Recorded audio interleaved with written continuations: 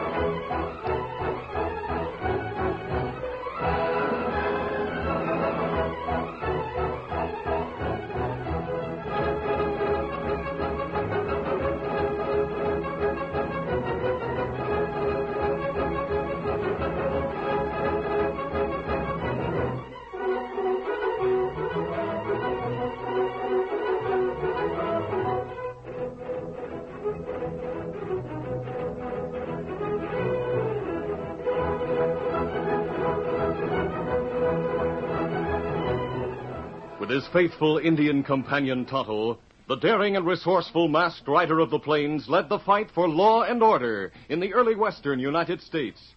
Nowhere in the pages of history can one find a greater champion of justice. Return with us now to those thrilling days of yesteryear. From out of the past come the thundering hoofbeats of the great horse Silver. The Lone Ranger rides again. Come on, Silver. Let's go, big fellow. Hi-yo, Silver! Hi!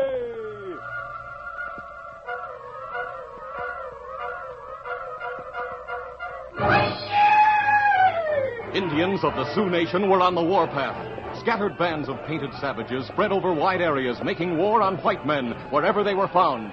Here they come. Give us the word when to open fire. Save your shooting till they're close. We can't waste ammunition. We're outnumbered 10-1. We got no chance against those redskins. Keep low behind the wagons and go down fighting. Open fire!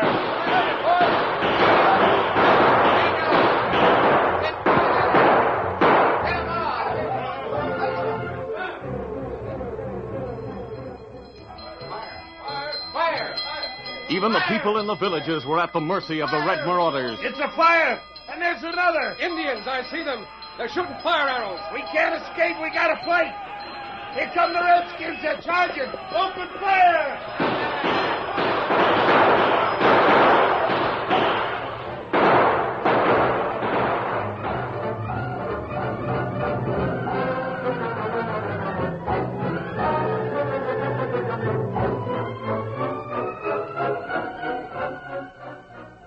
In one part of the country, a small band of the Sioux had been exceptionally brutal and ruthless. The Lone Ranger and Tonto had been following this band for 2 days. As the trail neared the overland route, now being traversed by westward-moving caravans, it suddenly dissolved. This seemed to indicate that the band of Indians had broken up and scattered. Oh, Silver. Oh, big fella. Here's where the band broke up, Tonto. See the tracks leading in many directions. And that's not good, Kimasabi. Them do that, so no one follow trail. Means they're getting ready to make trouble. They may have discovered that we've been following them. That's right. We be mighty careful now, Kimasabi. Maybe we ride into ambush. Yes, that's possible. However, we're nearing the overland trail. They may be planning trouble there. And what we do? We're not many miles from Fort Laramie. I think we should ride there at once and notify the garrison commander. He'll throw out a scout detachment to keep an eye on their activities. Easy, Silver. Steady, big fellow. Easy. That good. Come on, Silver. Come up, scout.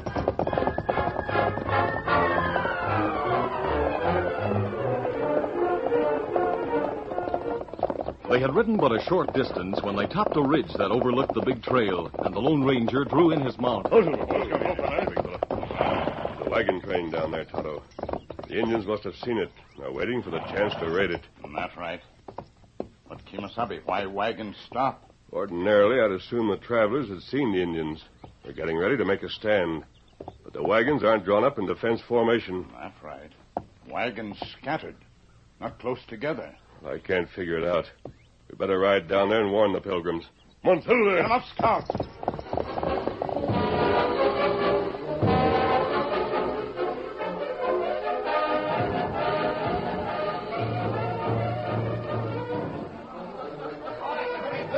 Meanwhile, in the wagon camp, there was an air of festivity. The men of the wagon train were gathered about the big wagon boss, Butch Wagner, shaking his hand and slapping his broad shoulders, while a little man named Titus Ames looked on with hearty approval. Yeah, this is a big surprise, Butch. When did you decide to get married? Well, when Julie Ames said she'd have me. That was a couple hours ago. So we're not wasting any time, are we, Butch? You bet we're not, Mr. Ames. I don't want Julie to change her mind. Well, congratulations to you, Butch. You're getting a mighty fine girl. And Julie's getting a good husband. Don't forget that. Oh, yeah. Here comes the parson. Folks, I'm ready to perform the ceremony anytime the young couple's ready. Where's Julie? She's with her mother back in our wagon, getting fixed up in a wedding finery. Will you go tell her I'm ready, Mr. Ames? Yes, Parson, in just a minute or so. Butch, could I talk to you private for a moment? Why, sure, Mr. Ames. You'll excuse me a minute, Parson. I want to talk to my father-in-law. Of course.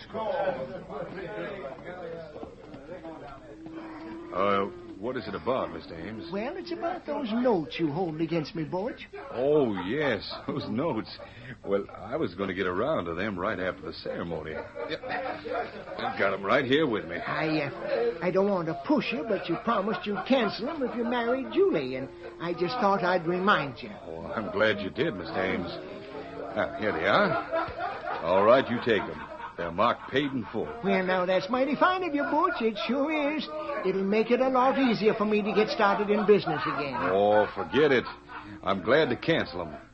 And now you go tell Julie the parson's waiting. Huh? I'll go get her and her mother.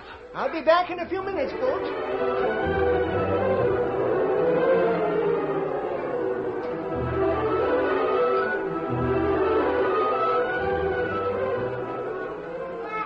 Here comes your father, Julie. I'm ready to go, Mama. Come with me, please. I think it's a shame. What you crying about, Julie? You know why she's waiting, Titus Ames. Now, Mom, let's argue no more about it. I'll say what I please, Julie, and I say it's a shame and a sin. A sin? What's sinful about a girl getting married? Dad, you know I don't love Butch. He knows it, too. Well, you'll learn to love him, Julie. He's strong and healthy, and he'll be good to you. Yes. Yes, he'll be good to me, I believe. But I promised Ross I'd wait for him.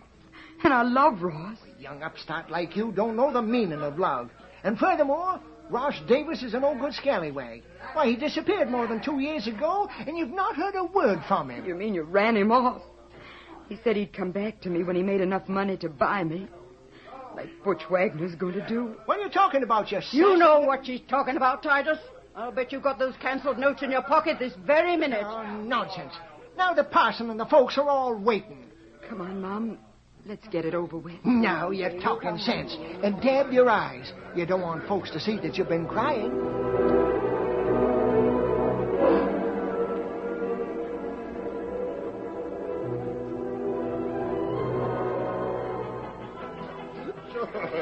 Yes, well, all over there like that. Hey, here they come, Butch. Yeah, I see them. Well, Julie looks like she's been crying. Oh, brides often cry. My wife did, too. Yeah, well, I don't blame I her. reckon that's right. But we haven't kept you folks waiting too long. You know how women are. They take a lot of time getting their finery on. Julie, you sure look mighty pretty. About the prettiest girl I ever laid eyes on. I'm ready for the ceremony, Butch. You may tell the parson. Julie, maybe you don't love me now, but I'm going to try mighty hard to be a good husband. I know you The will. parson's ready. Now, if the couple will face me. Yeah, like that now. Hey, look yonder. It's a masked man and an engine. Now, what are they riding in here for? I don't know, Titus, but I'll find out. Cover the men. Hold it. Hold up the proceedings, Parson, till I find out what this is all about. Of course. I see we've interrupted the wedding ceremony. And I'm sorry. But I want to warn you It's that... a wedding, all right, and you're not invited. We don't want a masked man here. Take off the mask. Who are you? Why'd you come here? Who's the boss of this wagon train? I am. What do you want? Todd and I rode in here to warn you against an Indian attack.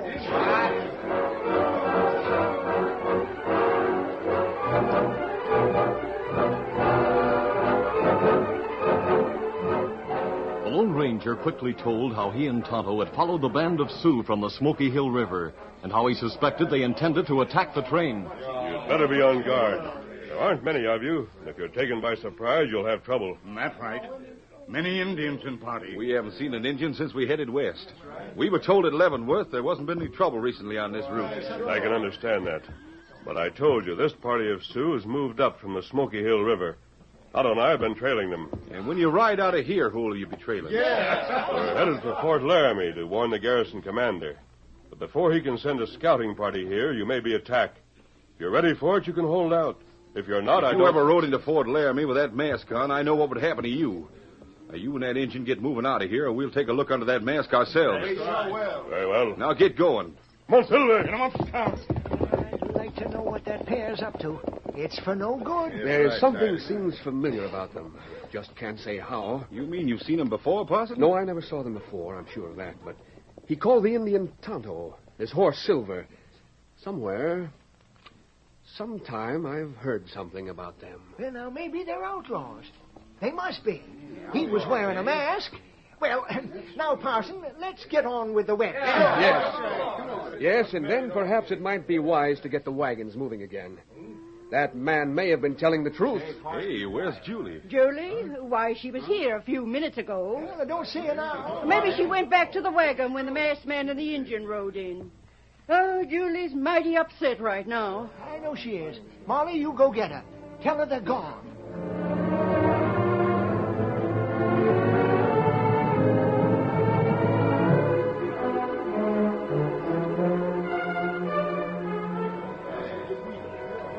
A few minutes later, the mystified pilgrims saw Molly Ames returning from the wagon, but she was alone. Julie's not with her, Parson. So I see. Maybe she's ill, Butch. Where is she, Molly? Where's Titus? Titus, why, I thought he went looking for Julie. Where is she, Molly? She's not in our wagon or any of the others. Oh, she must be in one of them, Mrs. Ames. No, she's not. Oh, here comes Titus. Did you find her, Molly? No, Titus, didn't you? Well, I wasn't looking for her. I just happened to remember I'd left the saddle on my mare. I went to take it off, but she's gone. You say your saddle mare's gone? Yes, she is. That masked man and Indian must have a confederate and who stole her when we was talking to him. I might have known they were up to tricks. I think you're both wrong. No one stole that mare. Then where is she? You'll find that mare wherever you find Julie. Oh, wait, Mrs. Ames, just what do you mean by that? Parson, she didn't want to get married. My husband forced her into it. That's not true. I didn't force her to do nothing. This is no time to rattle the family skeleton around, or I tell you why he did it, Parson. But right now, we got to find Julie. But where is she? It's as plain as the nose in your face, Titus. She's taken your saddle mare and rode off. I don't believe it. Julie wouldn't do a thing like that. Then where do you think she is? Well, I can't answer that for sure, of course. But I'm saying that masked man and Indian had something to do with it. That business of riding in here and trying to scare us about Indians attacking the wagon train was just a trick. Well, we know they didn't leave with her, and no one could have sneaked in and captured her without being seen. Oh, wait a minute. Let us try to think calmly and decide what we must do to find her.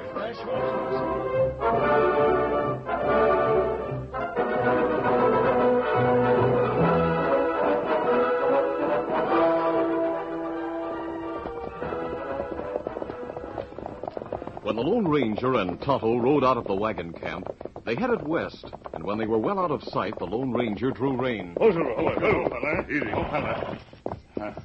Look, Tonto, see Why that we rider? stop here? Yes, can you see him? That girl we see with wagon train. That's right. Her girl who get married. Yes, but when we rode in, I could see she'd been crying. I remember now she wasn't among the others when we left. Right, plenty fast. Like she afraid of something. I don't know what this is about, but I'm going to stop her. She might be captured by Indians at any moment. Not right. Her see us, Kimasabi. Now look back. Then let's go. Come on, Silver! Get 'em up, Scout.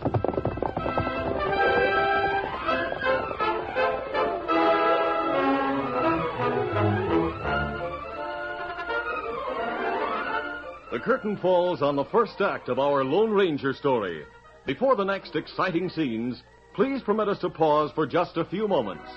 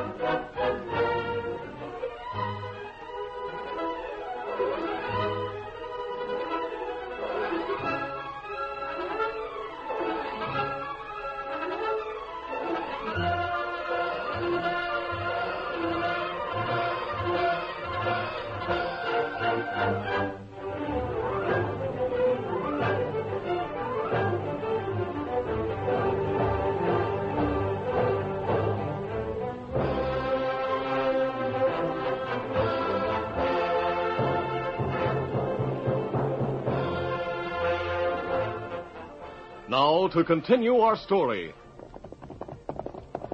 Get up! Get up there! Run, Nellie! They're after us! Get up! Get up there! Julie Ames saw the Lone Ranger and Tonto heel their mounts in pursuit, and she urged her mare to greater speed, but it was of little avail. As she looked back, she could see the great white stallion and Scout gaining on her rapidly. But was so occupied with her pursuers, she failed to see the deadly danger even closer. But it did not escape the masked man. Tonto, see those Indians? You see him. That girl not see him. She's riding right toward them. We've got to stop her. Come on, fill Get him up, Scout. They're going to capture her. Open fire on them, Tonto.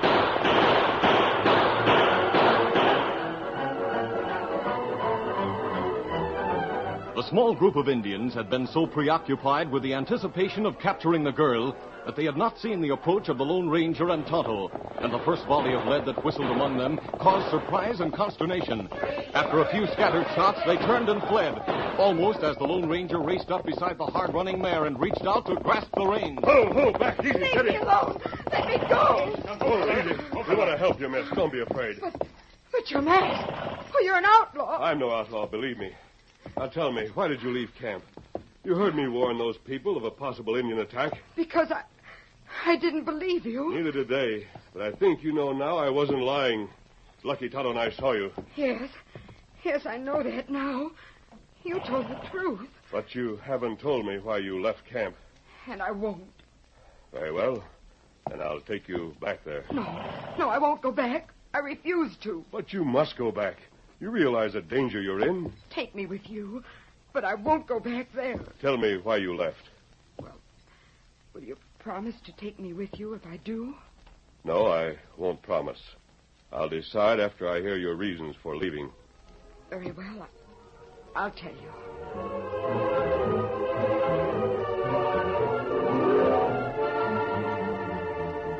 Julie Ames told how she had been in love with a young man named Ross Davis, and how her father had forbidden her to marry him because he was penniless. Ross, she said, had left their hometown in the East to make his fortune, promising to return when he had done so. And that was more than 2 years ago. Since then, I've heard nothing from him. So your father persuaded you to accept the wagon master's proposal? Yes. Butch Wagner is a good man, but I don't love him. I agreed to marry him because he promised to pay off Dad's debt. But at the last minute, I just couldn't do it. Kimasabi, look to far hills yonder. Horsemen? Yes, they're Indians. They're riding to attack the wagon Oh, train. my poor mother and the others. They'll be killed. Are there any men back there who fought Indians before? Only Butch Wagner. All the rest are from the East. Kimasabi, You won't have time to ride to Fort Laramie. that right. Laramie too far now. There's a mining camp 15 miles southwest of here. Ride there at once for help. I'll return with this girl to the wagons. They go. Get him up, Scout. But I don't want to go back there. They'll make me marry Butch Wagner. Not if you flatly refuse. Anyway, we have to warn them. Now come. I'll go. Get up there. Come on, Silver!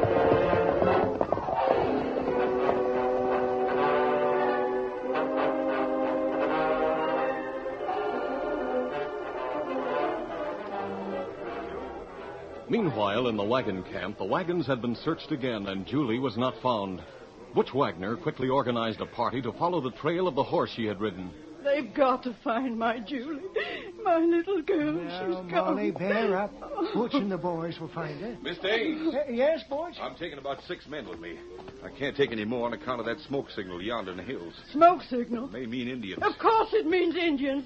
The masked man told you they might attack us, and my poor Julie's out there somewhere. What's going on? What's the trouble, men? It's Indians. They're riding in on us. Look, Butch. They've come in behind us from the east. Yeah, I see them. You men get the wagons together. And Molly, Yes? you get the women and children together. Keep them inside the circle of wagons. Parson, you take charge while I'm going. Gone. Where are you going? I'm going out alone after Julie. You'll be killed before you get out of camp. Well, maybe not. At any rate, I'm responsible for what happened to Julie. I'm going to find her. Go there, easy. If I don't find her alive, I won't be back. They've opened fire. Titus, Molly, help me. Butch, you've been hit. Grab him, Titus. He's falling from the saddle. I've got him. Help me, Parson. Help me. What happened? What's the matter? Butch. An Indian bullet got him. Help me lay him down. Easy now, easy. Speak to me, Butch. Parson, go find Julie. He's gone. Dead? Yes, Molly, he's dead. The Lord giveth, and the Lord taketh away. Amen.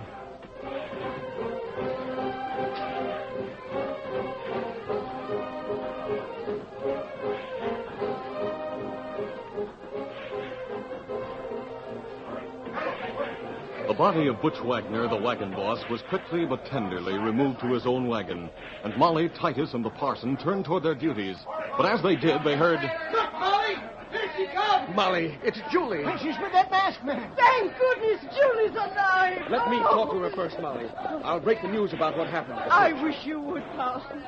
Oh, but my girl's safe thanks to that masked man. Oh, there, whoa.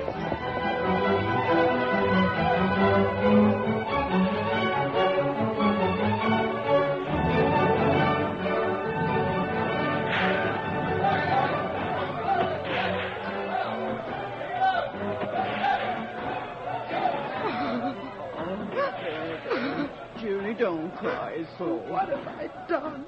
What have I done? It isn't your fault, Julie. Butch wouldn't blame you. He died among friends, Julie.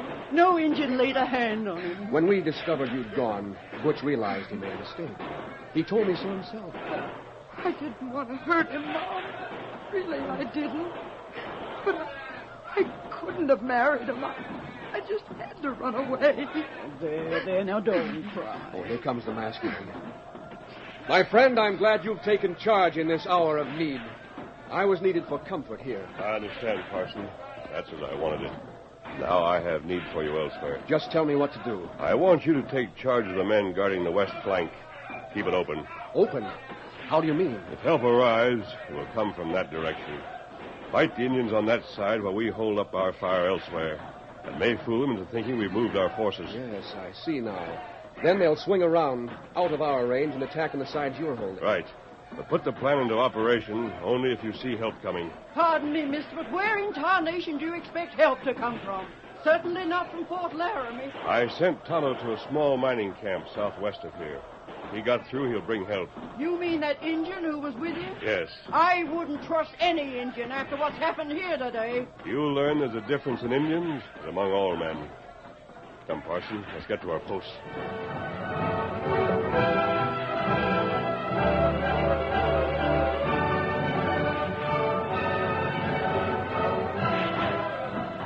Slowly, the hours slipped by, and gradually the Indians seemed to be tightening the circle of death about the barricaded wagons, and the sun was just beginning to sink over the towering hills to the west. Well, Parson, I guess that Indian Tonto didn't get through. Looks that way, Pete. The masked man says we can expect a big attack just before sundown. Yeah, that's what he told us all a while ago. Look at them. They're beginning to crowd us on this side of the barricade. Yes, they sure are. Here comes the masked man now. Oh, Parson. Yes, my friend? Help is on the way. From a seat in one of the wagons I've been watching through binoculars. There's a party of men riding in. Now open fire and keep it up. That'll throw the Indians away from this side. Open fire, men! Open fire! Keep it up!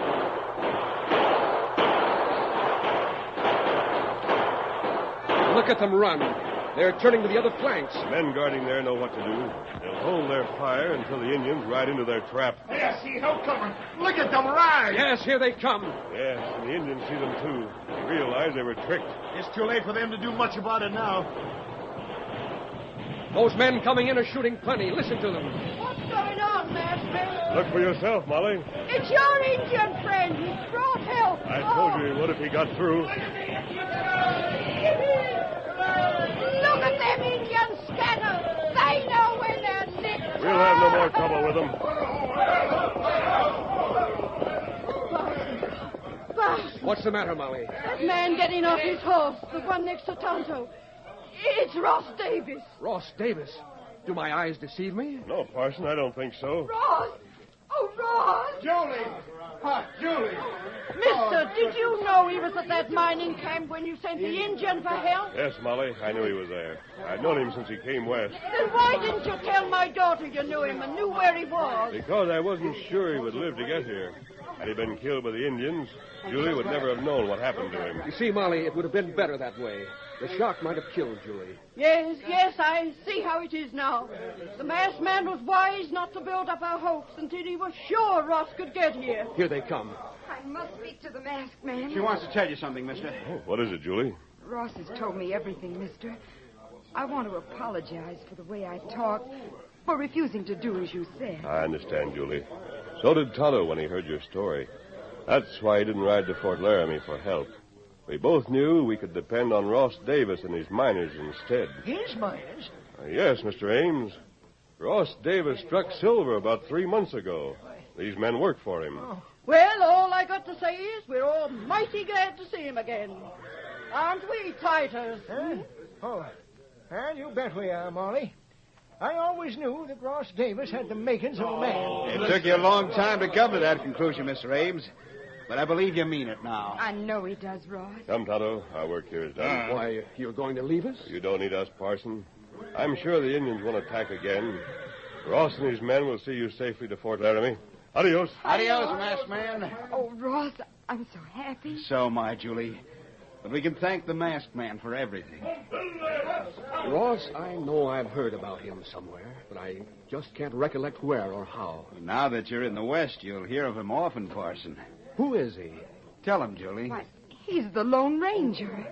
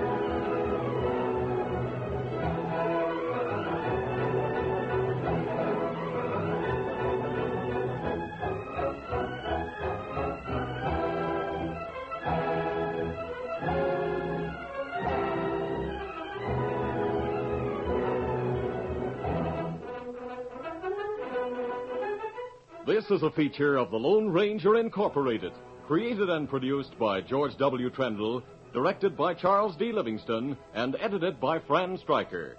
The part of the Lone Ranger is played by Brace Beemer.